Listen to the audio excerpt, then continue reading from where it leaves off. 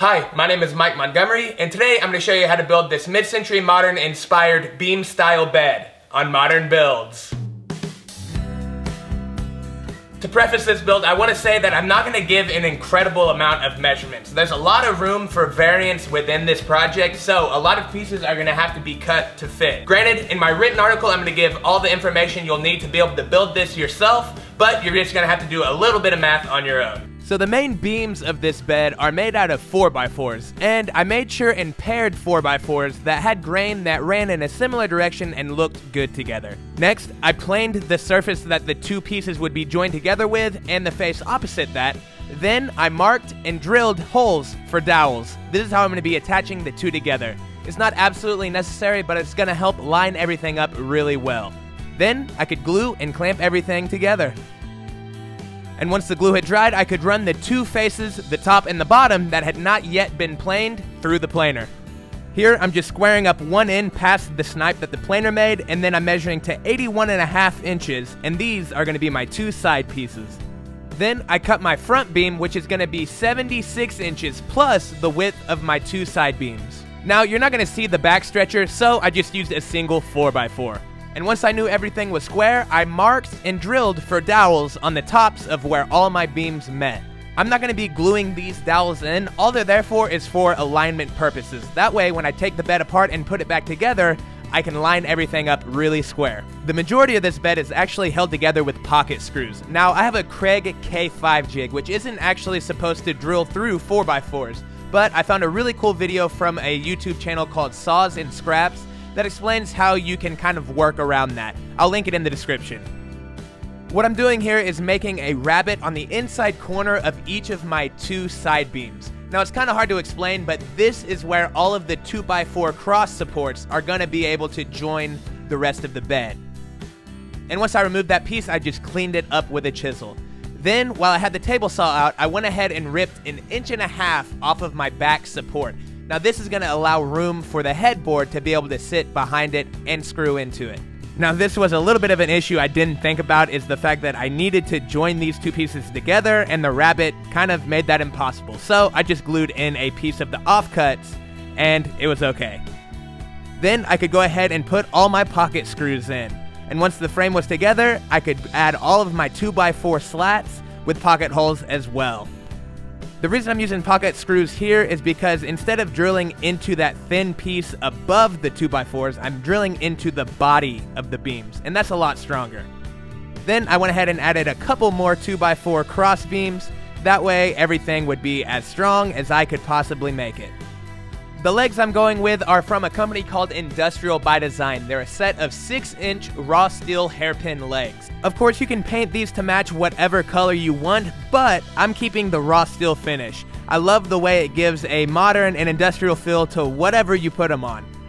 Not to mention, they're a super easy leg to install and give whatever you put them on a really high-end finish.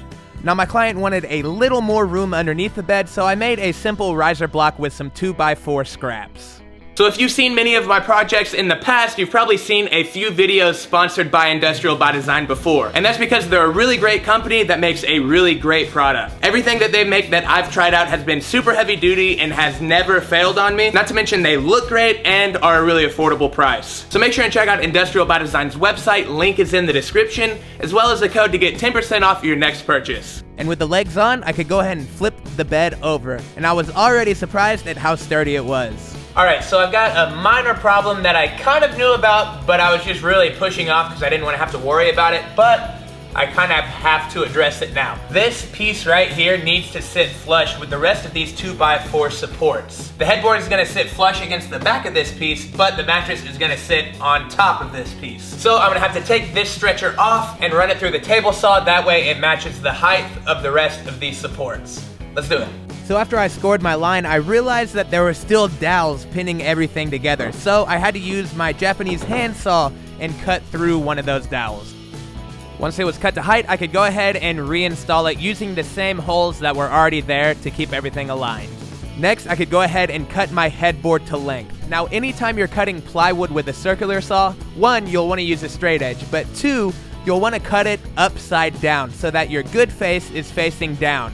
It'll give you a lot less tear out that way. All right, so the next thing I need to figure out is the headboard. I've got it rested on some blocks, so it's the height that it will be off the ground, but I need to figure out how tall I want it to be. This is the full 48-inch sheet of plywood, and I think it's just too high. Something around this height, I think, will look really natural. From the floor to the top of the beam is about 10.5 inches, just over that. So I think if I use the rule of thirds and go 3 times that height to 31.5, that'll put me about right here, which I think will sit really nice. So my clamping straight edge only has a capacity of 50 inches, so I just found a really straight 1x4, which is pretty hard to come by, and used that as my straight edge.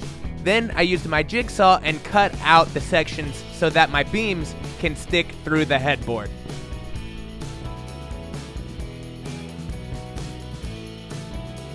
And with everything clamped together and square, I could go ahead and screw it all in. I decided to add some pocket holes on the sides of the headboard as well, that way it could tie into the beams. And I framed the headboard with some select pine 1x2s, and I just used a brad nailer and mitered corners. Once everything was attached, I came back with a little bit of wood putty to fill in the nail holes as well as anywhere there might have been a seam. I also used some more 1x4s just to add some rigidity to the back of the headboard. And I glued up some 2x4 scraps together to make some 4x4 legs, that way the bed would have a little bit more support. I don't really know that it necessarily needed it, but hey, better to overbuild than underbuild. Next, I sanded everything up to 220 grit and then put 2 coats of a dark walnut Danish oil. And let me tell you, pine really soaks up finish. I went through 2 bottles.